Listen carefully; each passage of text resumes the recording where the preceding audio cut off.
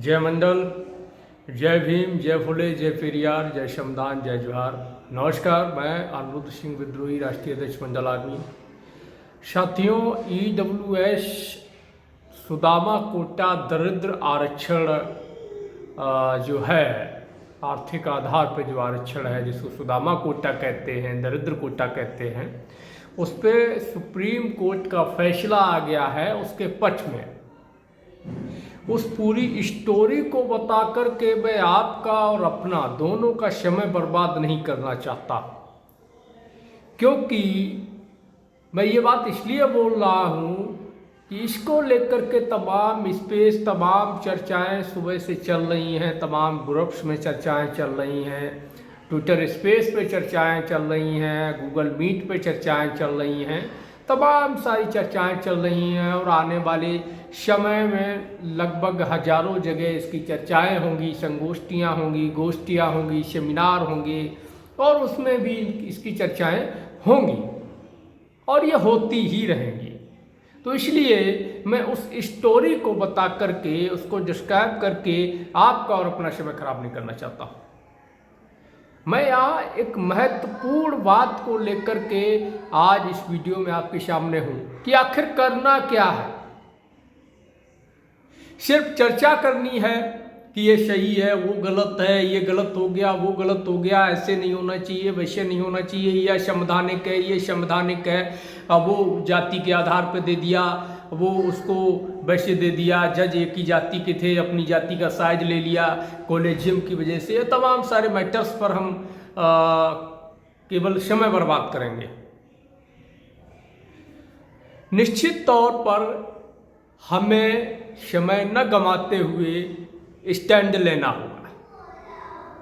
पिछली बार नीट के मसले पर हमने स्टैंड लिया और बगैर किसी के समर्थन और साथ की परवाह किए हमने सुप्रीम कोर्ट का घेराव 19 जुलाई को खोल दिया। 17 जुलाई को मेरी अरेस्टिंग हो गई 2021 में। फिर भी तमाम हमारे जो साथी थे मंडल आर्मी के, महावीर गुजर, विनय कुमार, ओमकार यादव जी, देवराज नागर जी, ओम प्रकाश गुजर जी, और सुधीर यादव, शिवरतन यादव, विनय यादव, तमाम साथी सैकड़ों की संख्या में सुप्रीम कोर्ट के सामने प्रोटेस्ट के लिए वहाँ पहुँचे, और भी तमाम साथी पहुँचे, और कई सारे साथियों को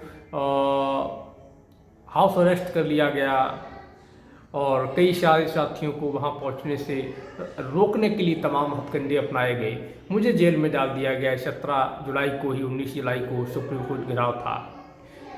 तो उस बार भी हमने सुप्रीम कोर्ट घेराव किया, लेकिन इस बार मैं चाहता हूँ कि आप सभी लोग जब साथ दें तो उस कदम को उठाया जाए, उस पर निर्णय लिया जाए।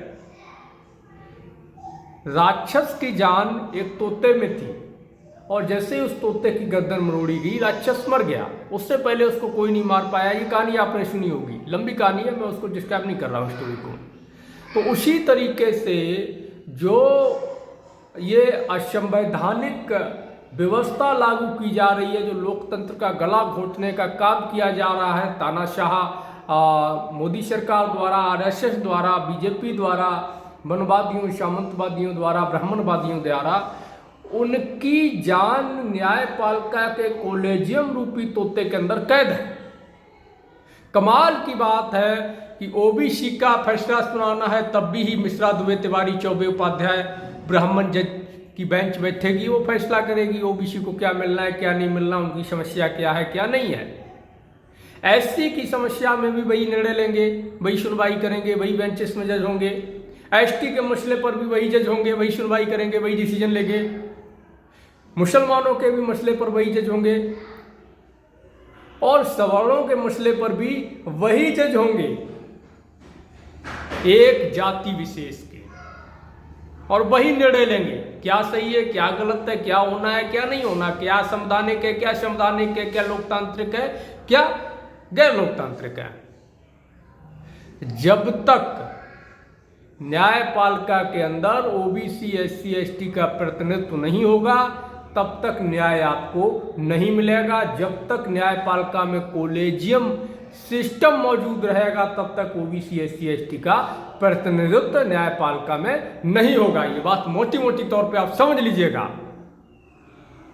करना क्या है, सबसे पहली बात आप ये देखिए कि मध्य प्रदेश हो, झारखंड हो, छत्तीसगढ़ हो, कहीं भी ओबीसी आरक्षण अगर बढ़ाना है, लागू करना है तो आंकड़े मांगे जाते हैं। आप केवल मैं एक ही प्रश्न करना चाहता हूं कि सुप्रीम कोर्ट ने ये कैसे तय कर लिया कि देश में सवर्णों की जनसंख्या 10% है, सॉरी गरीब सवर्णों की, क्योंकि आरक्षण जो ईडब्ल्यूएस है वो आर्थिक आधार पर गरीब सवर्णों को दिया गया है जिनकी आय 8 लाख सालाना से कम है। तो इसका मतलब ये है कि अगर 10% सवर्ण गरीब हैं देश में तो सवर्णों की संख्या 50 से 60% होनी चाहिए। अनुमानित सवर्णों की संख्या देश में 50-60% होगी, तब जाकर के 10% सवर्ण गरीब हैं। और अगर सवर्णों की संख्या 50 से 60% नहीं है तो फिर 10% ही गरीब कैसे? ये आंकड़ा कहां से आया? कैसे ये तय किया गया कि देश में 10% सवर्ण गरीब हैं या देश में सवर्णों की संख्या 10% है? ओबीसी के मसले पर बार बार सुप्रीम कोर्ट या हाई कोर्ट में जो बैठे जजेस हैं, जो जातवादी जज हैं, वंशवादी जज हैं, जो कॉलेजियम से पैदा होने वाले हैं, हर बार ये यही बोल करके आरक्षण को बढ़ाने पर रोक लगा देते हैं कि आंकड़े नहीं है, आंकड़े दीजिए, हम कैसे बढ़ा दें हम कैसे मान लें ओबीसी की संख्या इतनी है। तो अभी कैसे मान लिया? मैं उन बहस पे पीछे बहुत ज़्यादा नहीं जाऊंगा, इसमें इस स्टोरी को बहुत लंबा नहीं खींचूंगा। मैं सिर्फ इतना कहना चाहता हूं कि हमारे लोग और मैं supreme court, collegium of supreme court के खिलाफ प्रोटेस्ट करने के लिए तैयार हूं। इस असंवैधानिक ईडब्ल्यूएस आरक्षण को बरकरार रखने के असंवैधानिक निर्णय जो दिया है सुप्रीम कोर्ट ने आज के निर्णय में, उस निर्णय के खिलाफ और सुप्रीम कोर्ट की जो कॉलेजियम व्यवस्था है उसके खिलाफ, कोर्ट ऑफ कॉलेजियम के खिलाफ मैं प्रोटेस्ट करने को, सुप्रीम कोर्ट घेराव करने का, आंदोलन करने को मैं तैयार हूं। लेकिन इस बार मैं पिछली बार की तरह नहीं करूंगा। क्यों? क्योंकि लड़ाई समाज की है, आंदोलन बड़ा है। एक आदमी लड़ाई लड़ सकता है लेकिन जीत नहीं सकता। पिछली बार मैंने अपने दम पर किया, मेरे जो भी साथी थे उन्होंने साथ दिया। मैं जेल गया, जमानत किसने कराई? पिताजी ने। खर्चा हुआ किसने दिया? घर वालों। लेकिन नीट में जो आरक्षण लागू हुआ, मैं नहीं कहता कि मेरी वजह से हुआ, मेरी वजह से कुछ नहीं हुआ, मैंने तो बस छोटा सा अपना योगदान दिया है और कुछ नहीं किया। सबसे बड़ी लड़ाई तो स्टालिन साहब ने लड़ी, लेकिन उसके बावजूद भी अगर कोई लड़ाई लड़ रहा है तो उसका मनोबल बढ़ाया जाता है। लड़ाई को लड़ने का काम किया, हमारे साथी जेल भी गए, हाउस अरेस्ट भी हुए। आज तक हमें नहीं पता कि उसमें किसका सिलेक्शन हुआ है, आज तक किसी का इसको लेकर के शुक्रिया, थैंक यू, इस तरह का कोई कॉल मैसेज नहीं आया कि आपने बढ़िया किया हमारे लिए। तो इसलिए जो लड़ाई है ये उससे ज़्यादा बड़ी लड़ाई है। और पिछली बार हमने देखा है, हम चाहते हैं कि सारा बहुजन समाज मिलकर के कम से कम 1000 की संख्या में, ज़्यादा नहीं तो 1000 की संख्या में तो जा ही सकते हो। हमारी आबादी इस देश में 100 करोड़ से ऊपर है, ओबीसी एससी एसटी की माइनॉरिटी की मिला करके, उसमें से 1000 आदमी तैयार नहीं हो सकता जो सुप्रीम कोर्ट के सामने धरने पे बैठ जाए। हिम्मत नहीं दिखा सकता क्या? मैं अकेला बैठ सकता हूं, लेकिन उससे आंदोलन सफल नहीं होगा। इसलिए मैं ये चाहता हूं कि इस बार आप सब मेरा साथ दें, और इसीलिए मैंने ये वीडियो बनाया हुआ है। आप सभी अगर साथ देने को तैयार हैं तो हम निर्णय लेंगे कि सुप्रीम कोर्ट के खिलाफ कब से प्रोटेस्ट करना है या कब सुप्रीम कोर्ट का घेराव करना है। इसको लेकर के आप सब वीडियो के कमेंट में या जो मैं नंबर दूंगा उस पर आप मुझे फ़ोन कॉल के माध्यम से, व्हाट्सएप मैसेज के माध्यम से ये कंफर्म कराएंगे कि आप आने को तैयार हैं। आप हर तरीके से सामाजिक आर्थिक रूप से इस आंदोलन को सपोर्ट करने को तैयार हैं, आप सपोर्ट करेंगे, आप इस चीज़ को कंफर्म करेंगे।